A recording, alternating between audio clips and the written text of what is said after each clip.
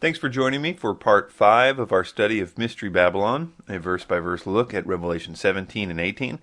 You can get the previous studies in text, audio, or video at the website versebyversebibleteaching.com. So we will pick up right where we left off last time in Revelation 17, verse 12. It says, "And the 10 horns which thou sawest are 10 kings, which have received no kingdom as yet, but receive power as kings 1 hour with the beast." Let's first go back and read up to this point so we can refresh our memories and get the context for this current passage. The angel in the section we studied last time had been giving the interpretation of John's vision of the beast that the woman is riding. We know from Revelation 13 as well as other verses in this chapter that the beast she is riding is the Antichrist. So the verses leading up to our current verse say, "This calls for a mind of wisdom. The 7 heads are 7 mountains on which the woman is seated. They are also 7 kings, 5 of whom have fallen, 1 is, the other has not yet come. And when he does come, he must remain only a little while. As for the beast that was and is not, it is an 8th, but it belongs to the 7, and it goes to destruction." We talked about the description of the Antichrist here, which has 7 heads. John says that the 7 heads are 7 kings. In the last study, we talked about why it's more likely that John means what he says here. That is, that these heads are different kings and not kingdoms, as some suppose. So we talked about how 5 times this spirit of Antichrist has manifested itself in the form of kings in John's past. 1 king currently was living at the time, and 1 future manifestation of the Antichrist was yet to come. This is the one that we believe will have the mortal wound and yet live, the one that we call the Antichrist. I want to briefly mention, speaking on this topic of the resurrection of the Antichrist, many people asked me in part 3's study if I believed that Satan has the power to raise people from the dead. And I originally included in part 3 a lengthy discussion about that topic, but I ultimately excluded it because I thought it was too much of a rabbit trail. But to answer the question, no, I do not believe that Satan has the power to raise the Antichrist or anybody else from the dead. However, I do believe that the Antichrist really does raise from the dead. I think when you put all those verses together, he actually is raising from the dead. So how do you answer that paradox? For more on that question, I will put together an appendix audio on that very question, and you can find that in the notes. There's also a scholarly article on this point called "Can Satan Raise the Dead? Toward a Biblical View of the Beast's Wound" by Gregory H. Harris. He's a professor of Bible exposition, and I recommend that paper if you're interested. And I agree with the overall premise of that paper, but I would probably disagree on some of the finer points about the false prophet and some other issues that he's got going on there. Okay then, back to our verse in Revelation 17:12, which says, "And the 10 horns which thou sawest are 10 kings, which have received no kingdom as yet, but receive power as kings 1 hour with the beast." So, in our verse, we see that the beast has 7 heads, but also 10 horns. We are not told exactly how these horns are distributed on the 7 heads, or if they are even on the 7 heads at all.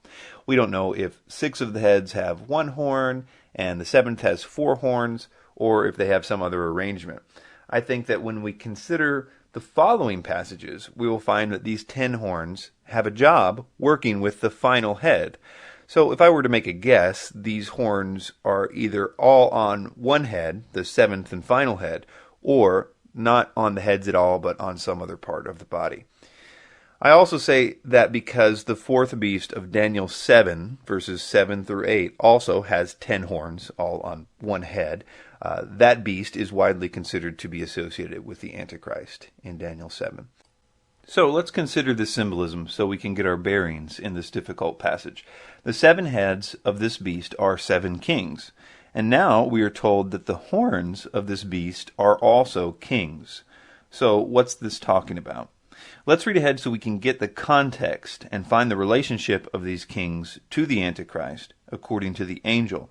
And this will help us make an informed decision about this text.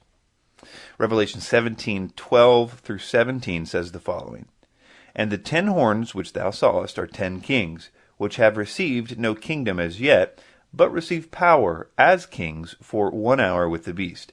These have one mind, and shall give their power and strength unto the beast. These shall make war with the Lamb, and the Lamb shall overcome them, for he is Lord of lords and King of kings. And they that are with him are called and chosen and faithful. And he saith unto me, The waters which thou sawest, where the horse sitteth, are peoples and multitudes and nations and tongues. And the 10 horns which thou sawest upon the beast, these shall hate the whore, and shall make her desolate and naked, and shall eat her flesh and burn her with fire. For God hath put in their hearts to fulfill his will, and to agree and give their kingdom unto the beast, until the words of God shall be fulfilled. So it seems what we have here is one super king, a supreme dictator, which is the final yet future head of the Antichrist beast, that has 10 other kings under his total authority. So part of the point of this symbol of the horns on the beast is speaking of a consolidation of power of some kind. The purpose for this consolidation is very interesting, and we will talk about that when we get to those verses. But the symbolism here of the 10 horns on the beast is one main ruler ruling over other kings, which willingly give their authority to this dictator, who then uses them to do his bidding. But before we move on, I would like to briefly talk about the book of Daniel. I take a slightly different view on the beasts of Daniel 2 and Daniel 7 than some. I think it's a possibility that all 4 of the beasts of Daniel 7 may be contemporary with the Antichrist. I think that if this is true, there is much more detail that we can know about the end-time scenario than has previously been considered. I'm still trying to figure this out for myself, and so I will leave it for your study. But I will direct you to a 4-part paper called Daniel 2 and Daniel 7, Equal or Not Equal, by Charles Cooper, former professor of hermeneutics at Moody. Okay, the next section of this verse says, which have received no kingdom as yet, but receive power as kings 1 hour with the beast. First of all, please notice that this is making a distinction between kings and kingdoms here quite boldly. It says 10 kings which have received no kingdom as yet. This is a strong rebuke to those that continually try to make the references to kings in these chapters mean kingdoms because of their various presuppositions. But John here demonstrates that if he, or the angel who he is recording, wants to say kingdoms instead of kings, they are quite willing and capable of doing so. So these kings in our verse are directly tied to the beast. It says that they only rule for, quote, 1 hour with the beast. We will talk more in detail about their kingdoms and how they give away their power to the beast as we look at the next 2 verses, where we will get more detail about this. So let's take those 2 verses together. Revelation 17:13 and 14 says, These have one mind, and shall give their power and strength unto the beast. These shall make war with the Lamb, and the Lamb shall overcome them. For he is Lord of lords and King of kings, and they that are with him are called and chosen and faithful. So we see one of the reasons these kings are given power. That is, to war against the Lamb, who is of course Jesus Christ. This battle is referring to Armageddon. This may help explain the idea of these kings ruling for only 1 hour. By the Battle of Armageddon, things are looking pretty grim for the Antichrist. This would be the final attempt at preventing the return of Christ to take his throne. But to understand as much as we can about these kings, we need to hop over to Revelation 16 when it's talking about the 6th bowl of wrath being poured out. The 6th bowl is talking about the Battle of Armageddon.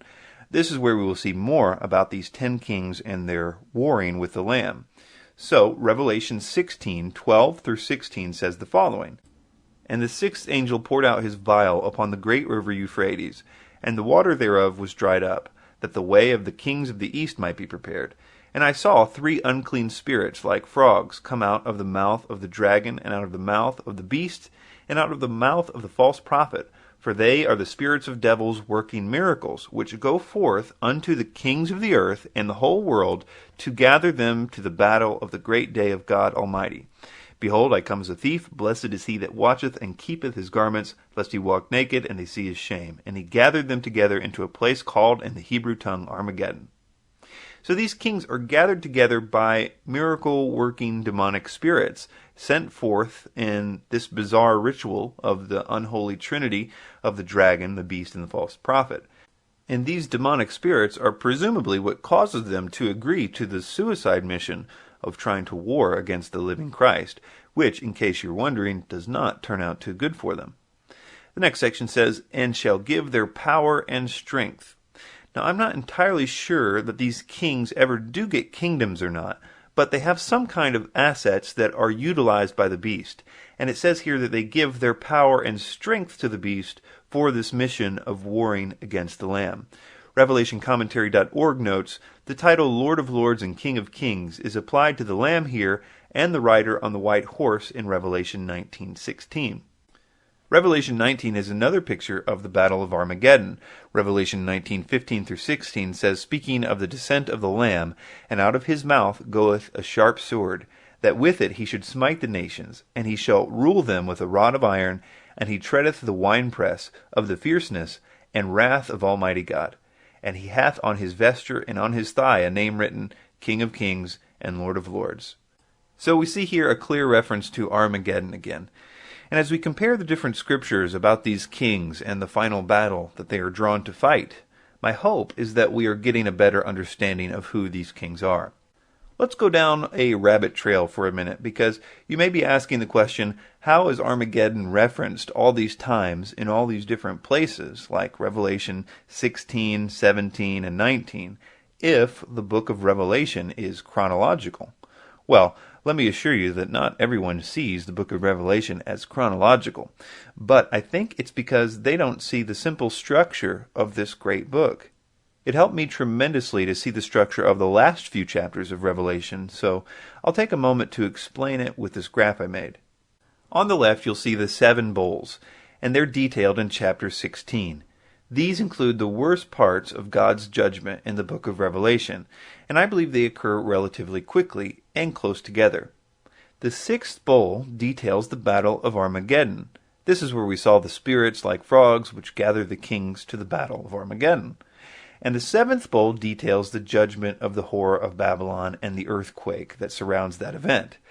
The next few chapters are what I like to call zoom chapters, where the step-by-step chronology is halted in order to give more specific details about someone or something. In the case of the next 2 chapters, 17 and 18, it gives the finer details of the 7th bowl, which is where Mystery Babylon is destroyed. The next chapter, chapter 19, mostly details the 6th bowl in finer detail. This is where we just read that it says, "On his thigh was a name written, King of Kings and Lord of Lords." When Revelation 19 is done zooming in on the finer details of the 6th bowl, or Armageddon, it picks right back up in Revelation 20, where the timeline left off in Revelation 16. Then in Revelation 20, we see the Antichrist and the false prophet judged, right where you would expect it to be if it was a continuation from Revelation 16. Then the completion of the first resurrection happens, the 1,000-year peace or the millennium begins. Then it continues and describes the time after the 1,000-year period, when Satan is released to gather the nations for one final battle, the Gog-Magog War. And finally, we see the very last event in the chronology of all prophetic revelation, the New Jerusalem and the eternal kingdom descending. I hope this gives you a better understanding of the chapters that we're studying, and I think you'll find it's easier to understand this book when you plug in the concept of zoom chapters to the book of Revelation. Okay, back in our study, the next verse is Revelation 17, verse 15. It says, "And he saith unto me, The waters which thou sawest, where the horse sitteth, are peoples, multitudes, and nations, and tongues." So first this phrase, "the waters which thou sawest." The angel here is giving the interpretation of the waters that he saw the whore on. The waters are peoples and multitudes and nations and tongues. This idea of sitting on peoples, multitudes, nations, and tongues is a way to say that the city of Mystery Babylon rules over many and has great power and authority.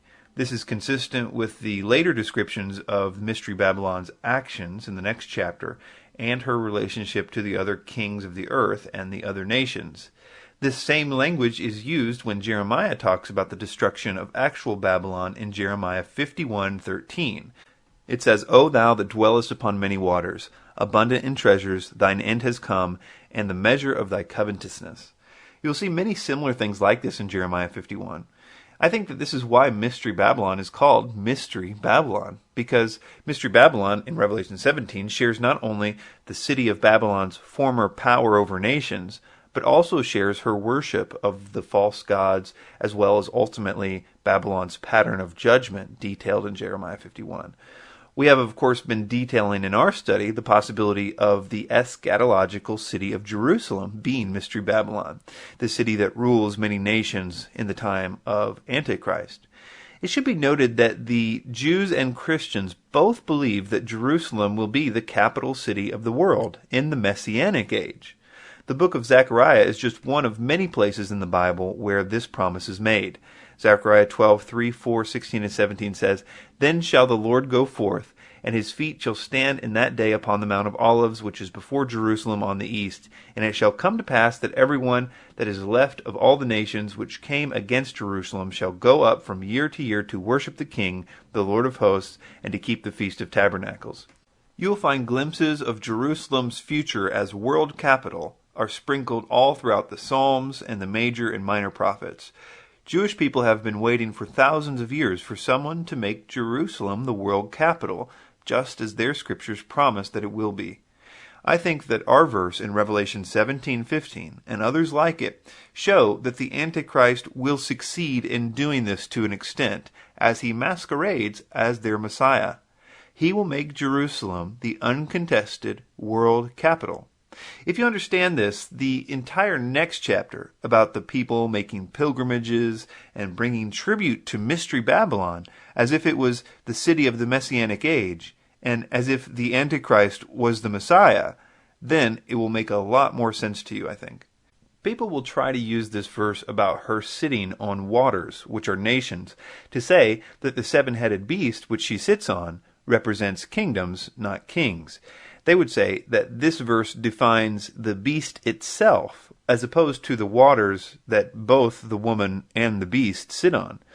To say it another way, they're saying that the waters here are the beast, as opposed to what the beast along with the woman atop him are sitting on. They would say that, well, it says that she sits on waters here, and it says in another place that she sits on the beast, so the beast and the waters must be the same. But I think it's wrong for at least two reasons. One is that it's more logical to assume that she, the Mystery Babylon city, is sitting on a seven-headed beast, and both of them are sitting on the waters, that is, ruling over the peoples, nations, etc.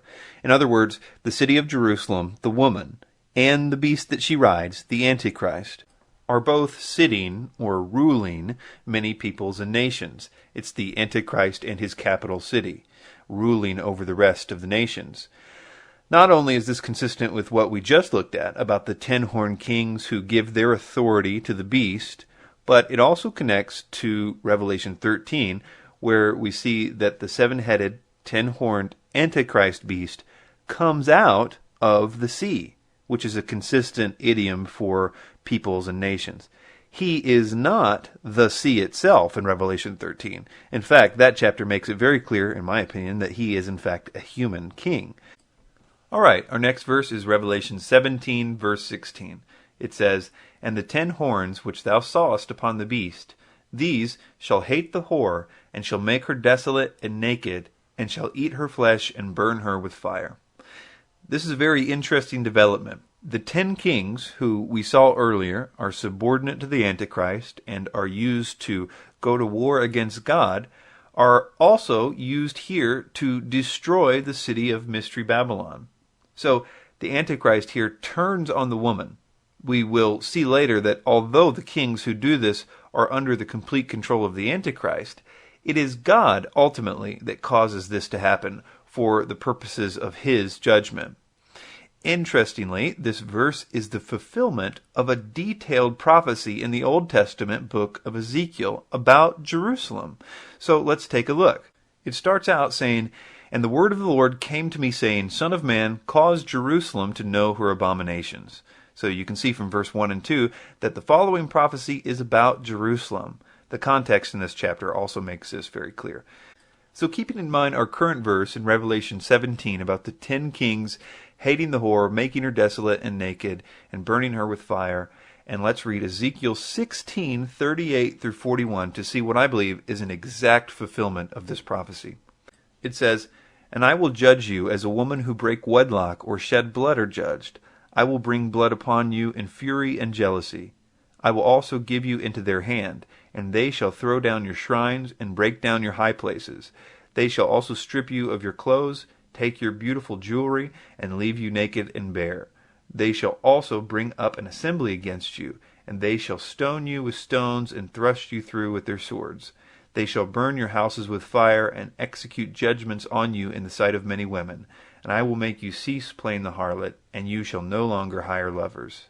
This is exactly fulfilled in our verse back in Revelation 17, verse 15. Some people would say that all this has been fulfilled in 70 AD or with Babylon, and I have many problems with that, not just the issues of the fire and different historical aspects, but primarily because when God speaks of these judgments, it speaks of when it is done, it's done. They will no longer play the harlot. They will no longer worship false gods. And we simply can't say that of any of the past judgments of Israel. And when you plug in all the other future, very obviously eschatological prophecies of judgment, things that simply have not happened yet, we must conclude that there is a future judgment of Israel, and it's always followed by this idea of total reconciliation. So we must see these as eschatological if we are to be straightforward with the text, in my opinion. Okay, back to these kings who destroy Mystery Babylon. It should be noted that these earthly kings only constitute a small portion of her destruction. She is also judged by earthquakes and fire from heaven, as well as whatever these kings do. I would also submit that the ultimate judgment of Mystery Babylon and the Battle of Armageddon probably take place very close to one another. I also think that they will happen at very near the same place, i.e. Jerusalem. For more on this possibility, see a paper called A Big Problem, Where is Harmageddon? An examination of Revelation 16:16. And I'll put that in the notes. Very interesting paper that proposes that the correct word there is Har Moed, and has a very good argumentation to demonstrate that. But I will leave that for your study. But for now, all you need to know is that although the Antichrist turns on the city of Mystery Babylon and uses these lackey kings to plunder her, it is by no means the only judgment that she receives according to the seventh bowl judgment and parallel passages. So the next verse, Revelation 17:17 says, "For God hath put in their hearts to fulfill his will, and to agree and give their kingdom unto the beast, until the words of God shall be fulfilled." So this first part, "For God hath put in their hearts to fulfill his will." This shows the sovereignty of God in all this, that God is the ultimate force behind this judgment, whether these kings know it or not.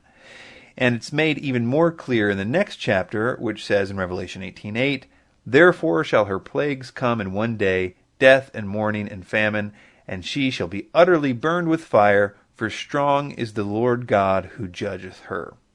The next part says, "And to agree and give their kingdoms unto the beast, until the words of God shall be fulfilled." Again, this harkens back to the fact that these 10 kings give their power and authority to the beast. Here it says that they collectively have a kingdom, which is interesting because it's not a plural kingdoms as you would expect. I think this is interesting because it may indicate that these 10 kings are representatives of one collective kingdom. This may also explain why they didn't have a kingdom, quote, yet in verse 12, and why they were only said to give power and authority in verse 13. But that's not entirely clear to my thinking right now, and I wouldn't make too much out of that, but it is interesting. The next verse, Revelation 17:18, the final verse of Revelation 17 says, "And the woman which thou sawest is that great city which reigneth over the kings of the earth." Here we have a very important verse to study in the process of trying to figure out who Mystery Babylon is. Here we are told point blank by the angel that this woman is a city. The views that try to make her something else, such as an allegorical source of spiritual and or economic evil, are disregarding the faithfulness of the angel's interpretation of John's vision, in my opinion. All through Scripture, when interpretations of a vision are given, they're pretty straightforward. It's unlikely, therefore, that the angel would tell John that they're about to interpret his vision, and then give him an interpretation that he was not supposed to accept. It would also be inconsistent with the angel's other interpretations in this same chapter. The angel gets really specific. It says, "that great city which reigneth over the kings of the earth." Now we know from the passages we read today that Mystery Babylon will sit over many nations and peoples and tongues, and will be the city that the Antichrist rules from.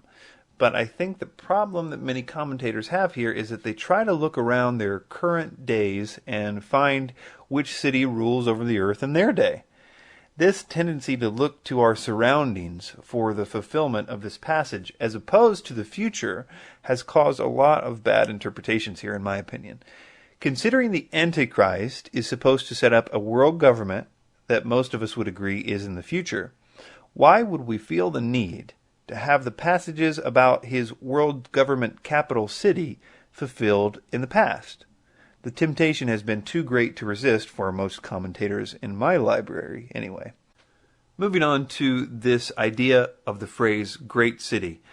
I'm under the impression that the Bible would not like us to speculate on this point about the identity of Mystery Babylon. And one of the many ways it has given us to answer the question about the identity of Mystery Babylon is by the use of this term, great city. The phrase great city is used 10 times in the book of Revelation, and every time it refers to the city of Jerusalem. Many people would violently disagree with me on that point because they don't see Mystery Babylon, which is called the great city many of those times, as Jerusalem.